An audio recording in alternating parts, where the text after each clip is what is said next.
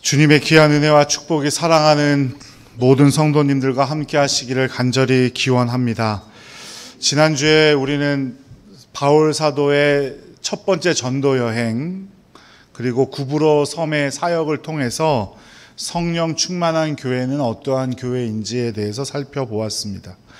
오늘의 본문은 그 구브로 섬 바보에서 배를 타고 범빌리아라는 지역의 버가라는 도시로 들어가는 장면에서 말씀이 시작합니다. 그러나 그곳에서 바울과 바나바의 수행원으로 역할을 감당하고 있었던 마가라 하는 요한은 선교 사역에서 탈락해서 예루살렘으로 돌아가 버리죠. 밤빌리아라는 곳은 오늘날 투르키의 남부 지중해 연안에 있는 지역의 이름입니다. 지금으로 따지면 한 대전 정도의 지역의 이름이죠. 그 곳에서 가장 중요한 도시가 버가라는 도시였어요. 버가는 기원전 12세기경부터 있었던 도시로서 로마 제국 당시에 전성기를 맞았던 도시인데, 그 도시가 1947년에 발굴이 되기 시작했어요. 그런데 그 발굴이 아직도 끝나지가 않았대요. 그러니까 얼마나 큰 도시겠어요, 그죠? 그 도시가 야외 경기장, 야외 극장, 신전, 시장터 이런 게 발굴되고 아직도 계속 발굴을 하고 있대요. 그런데 그들은 거기서 머물지 않고 비시디아 안디옥까지 가게 되었어요.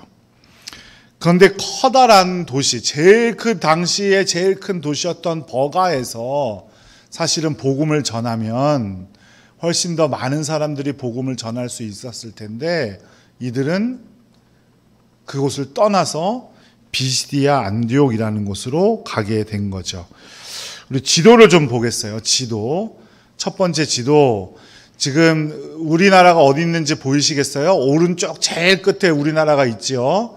거기서 쭉 오면 빨간 네모 있는 데가 지금 튀르키예, 시리아, 팔레스타인 이쪽이에요. 여기서 우리나라에서 얼만큼 떨어져 있냐면 약 7,600km 정도 떨어져 있는 데래요. 다음 지도를 보죠. 그 다음 지도를 보면 아까 그 빨간 네모 안에가 저 지역이에요. 좀 지도를 보면서 설명하면, 여기 빨간 불을 잘 보고, 빨간불, 이게 안 보이네. 이렇게 들어가니까. 중간에 키프로스라는 섬이 있죠. 거기 제일 왼쪽에 보시면 바보라는 도시가 있고요. 거기서 밤빌리아라는 곳으로 배를 타고 넘어간 거예요. 여기 중간에 밤빌리아, 이게 여기 들어가니까 안 보이는군요. 밤빌리아가 있고 버가가 있죠. 감사합니다. 보이시나요? 지금 빨간 쪽 밤빌리아 버가. 그런데 문제는 뭐냐면, 우리의 상식으로는, 지도는 계속 띄워놔 주세요.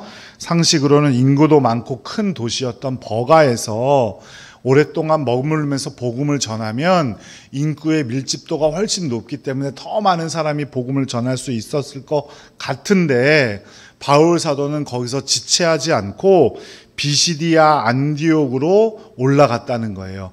비시디아 안디옥 동그라미 한 번만 해주세요. 비시디아 안디옥이 어디 있는지.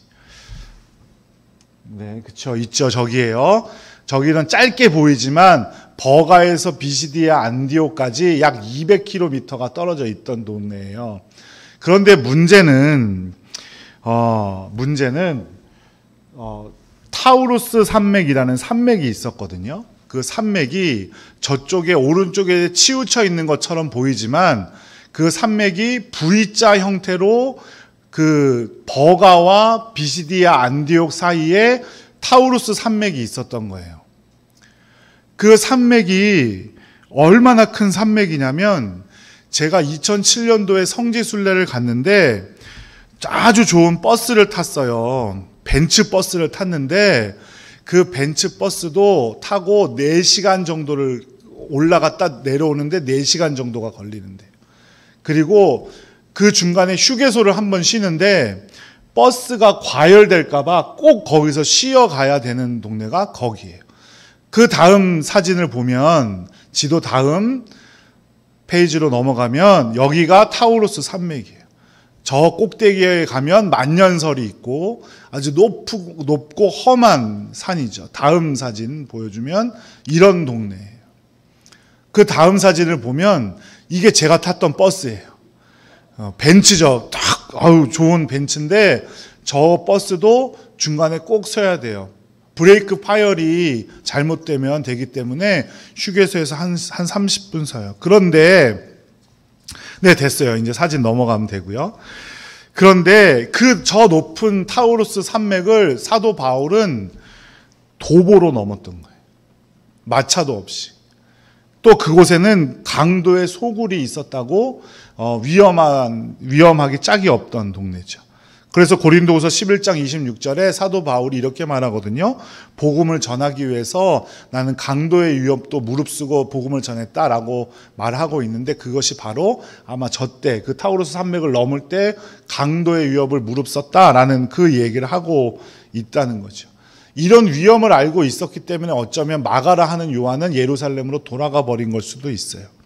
그런데 저는 아무리 생각해 봐도 저 산맥을 넘어 비시디아 안디옥으로 가는 것보다 버가와 버가 주변에 있는 큰 도시에서 복음을 전하는 게 훨씬 더 의미가 있고 더 많은 사람에게 복음을 전할 수 있을 것 같은데 그렇지 않았다는 거예요.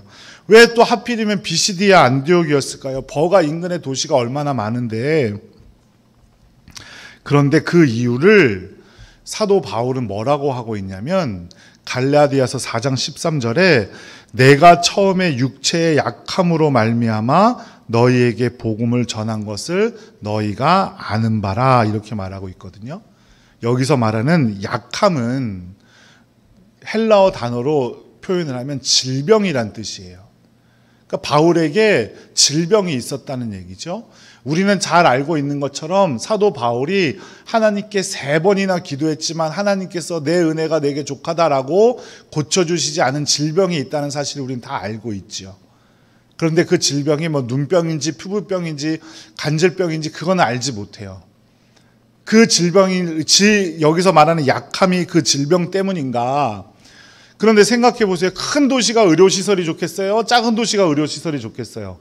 큰 도시가 좋겠죠. 그러니까 그게 이 질병 때문이라면 버가에 머물러 있는 게 훨씬 더 나았을 텐데 다른 일이 생겼다는 거예요. 다른 질병이 생겼다는 것인데 버가는 지형상 저지대예요. 그리고 바다와 가까웠기 때문에 도시 전체가 습한 도시. 그러니까 풍토병과 온갖 전염병이 많기로 유명한 동네가 그 동네예요. 게다가 대도시이기 때문에 여기저기서 온 사람들이 많이 있으니까 얼마나 많은 전염병이 있었겠어요. 특히 역사적으로 그 당시 사도 바울이 저기를 들렸을 때가 한 50년경이라고 생각을 하는데 49년에서 50년경이라고 생각하는데 그 동네에 풍토병 때문에 많은 사람이 죽었다는 기록이 있대요. 그래서 많은 학자들이 사도 바울이 버가에 도착했을 때 풍토병이 걸렸을 것이다 라고 생각을 하죠. 그런데 그 당시에 의료 수준이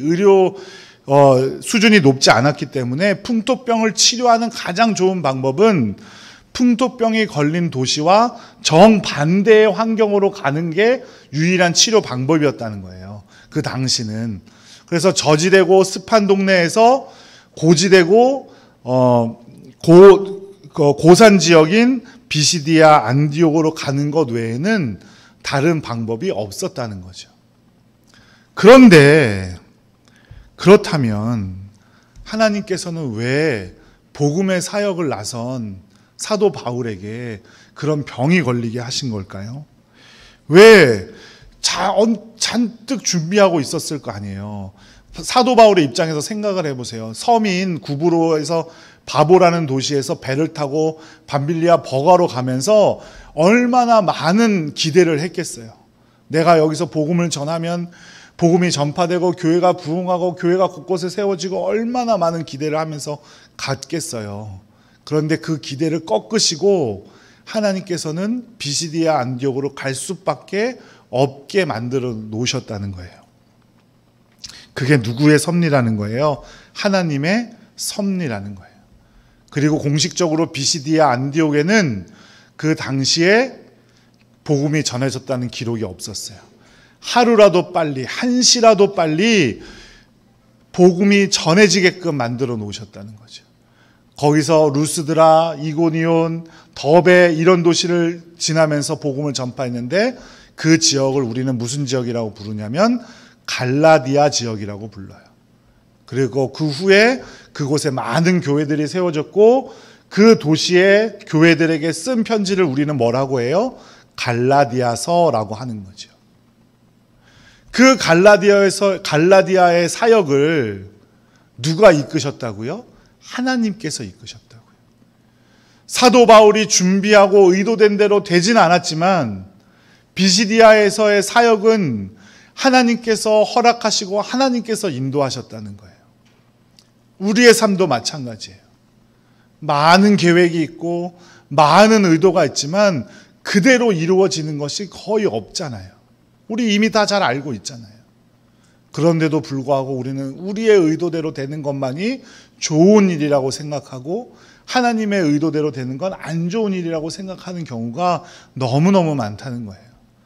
지난 한 10년까지 갈 필요도 없이 2022년도만 생각을 해보세요. 내 의도대로 된 일이 많은 것 같으세요? 안 된 일이 많은 것 같으세요? 저는 돌아보니까 거의 다 안 됐어요. 제 마음대로. 제 마음대로 됐으면 여기 꽉 차 있을 것 같아요. 다 잘 되셨을 것 같고 다 건강하게 잘 지내셨을 것 같고. 그런데 그걸 누가 하신 거라는 거예요? 하나님께서 하신 거라는 거예요. 그렇기 때문에 우리는 그것을 나에게 가장 좋은 것으로 믿는 거예요. 하나님께서는 우리에게 상 주시는 분이라 그랬어요. 하나님은 우리가 하나님 나라에 들어가길 원하셔요. 그렇기 때문에 우리를 좋은 쪽으로만 인도하시지 절대 우리를 나쁘게 되게 원하지는 않으신다는 거예요. 그래서 우리는 그것을 어떻게 하는 거예요? 믿는 거예요. 하나님의 뜻이라는 사실을. 하나님께서 그 바울 사도를 택하셔서 하나님의 선교 사역을 맡기신 것은 바울 사도에게 어떠한 능력이나 바울 사도에게 어떠한 잘했던 것이 있었기 때문이 아니었어요. 바울 사도는 어떤 사람이었어요? 예수님 믿는 사람을 죽이려고 다니던 사람이었어요. 박해하던 박해자예요. 하지만 그도 하나님께서 선택하셔서 하나님의 사역을 위해서 사용하셨죠. 하나님의 섭리입니다. 저는 어떨까요? 또한 여러분은 어떠세요? 이 자리에 앉아있을 자격이 있다고 생각을 하세요?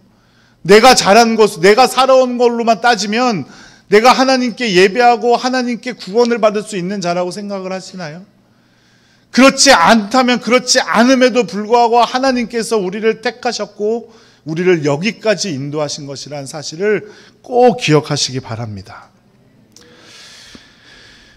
풍토병이 아니었더라도 물론 하나님께서 전능하신 하나님의 능력으로 비시디아 안디옥에게 복음을 전하실 수 있었겠지요. 하지만 하나님께서는 그 바울 사도의 사역을 이용하신 거고 바울 사도의 발걸음을 인도하신 거예요.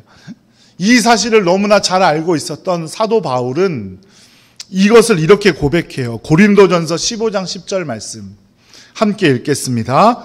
그러나 내가 나된 것은 하나님의 은혜로 된 것이니 내게 주신 그의 은혜가 헛되지 아니하여 내가 모든 사도보다 더 많은 수고하였으나 내가 한 것이 아니요 오직 나와 함께 하신 하나님의 은혜로라. 내가 나된 것은 내 노력이나 내 의지가 아니라 누구라고요? 하나님의 은혜다.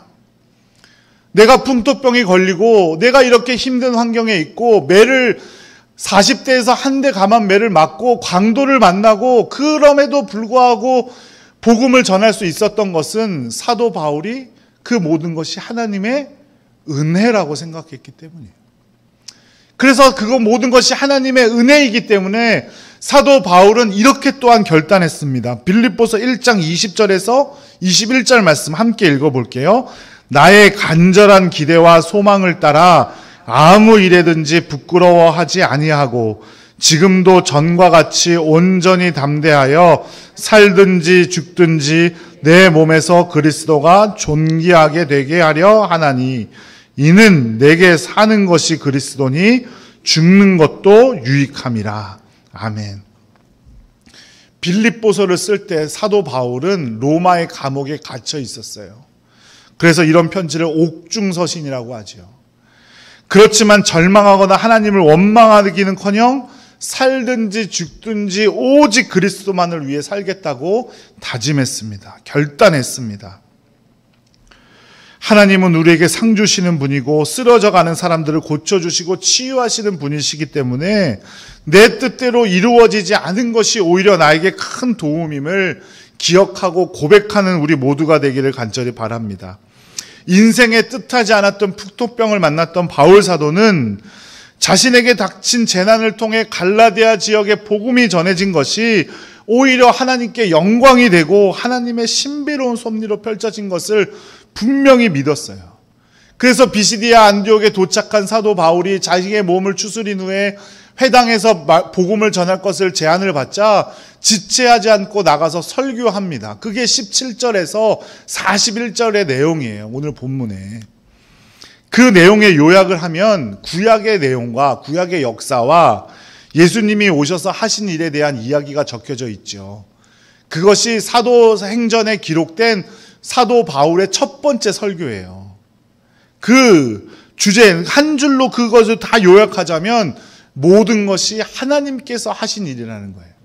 그래서 17절에서 41절을 쭉 따라 읽어 내려오면 하나님이 약속하신 대로 하나님이 예수를 일으키사 또 하나님께서 살리시는 이는 이렇게 계속 말하고 있어요. 주어가 누구예요? 주어가 하나님이에요. 내가 아니에요. 그 사람 다윗 이야기가 아니에요. 이건 누구의 이야기예요? 하나님의 이야기예요. 이 모든 역사의 주인이 하나님이라는 사실입니다. 제가 저번에도 한번 말씀드렸는데요. 히브리어에는 지금 우리가 쓰는 단어 중에 없는 단어가 있어요. 그게 바로 역사라는 단어예요. 사람들이 만들어 나가는 이야기, 사람들이 이루어가는 이야기, 역사, 히스토리라는 단어가 히브리어에는 없어요. 또 독일어에는 사람들의 역사인 히스토리라는 단어와 하나님께서 만들어 나가는 섭리라는 단어가 절대적으로 철저히 구분하게 사용합니다. 히브리어에는 역사를 그래서 뭐라고 사용해요? 예언이라고 사용해요. 하나님께서 말씀하신 사실들이 이루어져 가는 과정이 이 땅의 역사, 즉 하나님의 예언이 성취돼 가는 과정으로 보는 겁니다. 우리의 삶과 역사의 주인이 누구라고 고백하고 있는 겁니까? 하나님이라고 고백하고 있는 겁니다. 대표적인 구절이 사도행전 13장 17절이에요. 한번 함께 읽어보도록 하겠습니다. 이 이스라엘 백성의 하나님이 우리 조상들을 택하시고 애굽 땅에서 나그네 된 그 백성을 높여 큰 권능으로 인도하여 내사. 아멘. 여기서 동사를 한번 찾아가 볼까요? 택하시고 그 백성을 높여 또 큰 권능으로 인도하여 내사. 누가 하신 거예요? 다 하나님께서 하신 거예요. 하나님이 이스라엘 백성을 택하셨고 높이셨고 그래서 인도하여 내신 거예요. 그 뒤에는 가나안 땅을 기업으로 주셨고 가나안 7족속을 멸하셨고 이런 이야기가 쭉 나오고 있어요. 하나님께서는 자신의 선택에 책임을 다하셔서 그 민족의 그 길을 인도해 주셨고 그 삶을 인도해 주셨다는 사실을 꼭 기억하시기 바랍니다. 하나님께서 바울을 택하시고 바울은 이 사실을 알지 못한 채 예수 그리스도를 믿는 자들을 죽이려는 박해자로 길을 나섰지만 예수님께서 그를 만나 주셔서 그의 모든 허물과 부족함을 덮어주시고 이방인을 위한 사도로 파송해 주신 거예요. 전부 우리 주님께서 하신 일이라는 겁니다. 바울은 교회를 짓밟던 폭도예요. 왜 그런 인간을 하나님께서 선택하셨을까요? 그건 사람으로서 아무도 모릅니다. 하나님의 뜻이고 아마도 하나님의 사랑 때문이었을 거예요. 하나님께서 바울을 선택하셨기 때문에 바울은 쓰임받는 사람이 된 거예요. 하나님께서 바울을 선택하신 것처럼 저와 여러분도 선택하신 줄로 믿습니다. 그렇기 때문에 주님께서 우리를 그냥 내버려 두시지 않을 겁니다. 우리를 선택하신 거에 책임을 지실 거고, 신실하신 하나님, 변하지 않는 하나님께서는 그 선택하신 선택을 이루시기 위해서 우리를 좋은 곳으로 채우실 것이고, 우리를 위로하여 주실 것이고, 선한 길로 인도하실 줄로 믿습니다. 왜 그렇게 하실까요? 내가 뭐 잘한 게 있어서 그렇게 하시는 건가요? 내가 매주 예배 빠지지 않아서 그래요? 그렇지 않아요. 하나님께서는 보잘것없는 죄인인 허물투성이는 우리를 예수 그리스도께서 선택하셨기 때문에 우리를 그렇게 인도해 주시는 겁니다.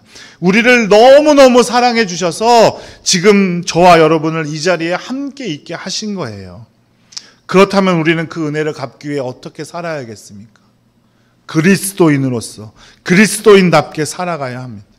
우리 모두가 하나님께 선택하신 바가 다르기 때문에 역할도 다르고 삶의 방식도 다르고 색깔도 다 다르겠지만 분명한 것은 하나님께서 우리 모두를 똑같이 선택해 주셨다는 겁니다. 그리고 너무나 크신 은혜로 우리를 사랑해 주시는 줄로 믿습니다. 그러니 겸손한 마음으로 하나님께 감사하며 그리스도인으로서 최선을 다해 살아가는 우리 복된 성도님들 되시기를 간절히 기도드립니다. 그리고 절대로 여러분을 괴롭히는 유혹과 어려움 가운데서 좌절하지 않는 여러분들이 되시기를 간절히 바라요. 하나님께서 우리를 선택하셨으니 반드시 우리를 책임져 주실 줄로 믿습니다. 어떠한 어려움이 있든지 하나님께 솔직히 구하고 하나님께서 역사하실 때를 기다려야 합니다. 하나님께서는 작은 신음에도 우리를 그 신음소리도 듣고 들어주신다고 했어요. 그 신음을 듣고 계신 하나님께 솔직히 구할 때 하나님께서 우리에게 크신 은혜와 사랑으로 베풀어 주실 줄로 믿습니다. 하나님께서 자신이 선택하신 귀한 자신의 백성들을 그냥 내버려 두시지 않을 거예요. 사도 바울이 비시디아 안디옥에 있던 사람들에게 이 사실을 분명히 하려고 회당에서 설교를 했습니다. 우리의 역사의 주인은 하나님이시고 하나님은 절대로 우리를 버리지 않는다. 비시디아 안디옥은 지금 튀르키예의 땅입니다. 터키, 옛날 말로 하면 터키죠. 터키는 사실 신약 성경의 거의 대부분의 내용을 담고 있는 나라입니다. 에베소, 골로새, 갈라디아, 다소, 또 사도 요한이 개척한 요한계시록 앞에 나오는 7교회, 소아시아의 7교회들 전부 다 어느 나라에 있냐면 터키에 있어요. 그런데 얼마 전 감당하지 못할 만큼의 지진이 그 땅에 일어났죠. 그 비시디아 안디옥이라는 지역이 그 지진의 근원지예요. 피해가 제일 커요. 거기에 있었던 우리 감리교단에서 세운 그 선교센터도 다 무너졌대요. 왜 그 나라에 그런 마음 아픈 일이 있습니까? 그 나라가 교회를 핍박하고 지금은 이슬람을 믿는 국가가 되어서 그렇습니까? 그럴 수도 있겠죠. 하지만 정답은 아무도 알 수 없습니다. 하나님만이 아시겠죠. 그러니 절대로 단정하지 말아야 됩니다. 그들을 어떻게 구하실지, 그들에게 원하시는 것이 무엇인지도 하나님께 달려 있습니다. 그러니 우리가 함부로 말해서는 안 됩니다. 우리가 해야 할 일은 그 불쌍한 사람들을 위해 도울 수 있는 길을 찾고 기도해주고 함께 울어주고 함께 그 마음을 모으는 일뿐입니다. 중요한 것은 하나님께서 그들을 선택하셨어요. 그들을 사용하셨다고요. 지금으로부터 2000여 년 전에 비시디아 안디옥에서 복음이 전해지고 그 가운데 교회가 세워지고 그런 역사가 없었더라면 지금과 같은 기독교의 모습이 없었을지도 모르죠. 물론 하나님께서 다른 방식으로 하셨을지는 모르지만 우리보다 2000년 전 앞서 복음을 받아들였던 땅이에요. 그 땅에 하나님께서 분명히 그 땅을 인도해 주실 줄로 믿습니다. 그러니 우리가 함께 그들을 위해 기도해 주어야 합니다. 그들을 위해 마음을 모아야 합니다. 사랑하는 여러분, 우리 인생과 모든 역사의 주인공은 누구시라고요? 하나님이세요. 내 인생은 내 것이 아닙니다. 하나님이 우리 역사의 주인공이시고 우리의 삶을 인도하시는 분인 줄로 믿습니다. 그러니 겸손히 주님의 인도하심에 순종해야 하고 우리의 삶의 주인이시라는 사실을 겸손하게 인정하는 우리 모두가 되기를 간절히 바랍니다. 그러면 분명히 우리의 삶을 우리 하나님께서 책임져 주실 줄로 믿습니다. 함께 하실 줄로 믿습니다. 그 놀라운 은혜로 삶의 주인이신 하나님께 지진으로 고통받는 튀르키예, 그 비시디아 안디옥 지역의 그 튀르키예 나라 사람들, 또 시리아 사람들을 위해서 간절히 기도하시는 우리 모두가 되기를 간절히 바라고, 우리의 삶을 주님께 올려드리는 우리 복된 동산 권속들 되시기를 간절히 기도드립니다. 기도하겠습니다. 하나님, 우리의 삶의 주인이 주님이심을 믿음으로 고백합니다. 아버지 하나님, 함께 해주시고 우리가 그 믿음 가운데 살아갈 수 있도록 복 내려 주시옵소서. 절대로 내 잘남을 뽐내지 않도록 허락하여 주시고, 주님께서 우리의 삶을 인도하고 계심을 감사함으로 겸손함으로 받아들이는 우리 복된 성도들 될 수 있도록 함께하여 주시옵소서. 예수님의 이름으로 감사하며 기도드렸습니다. 아멘.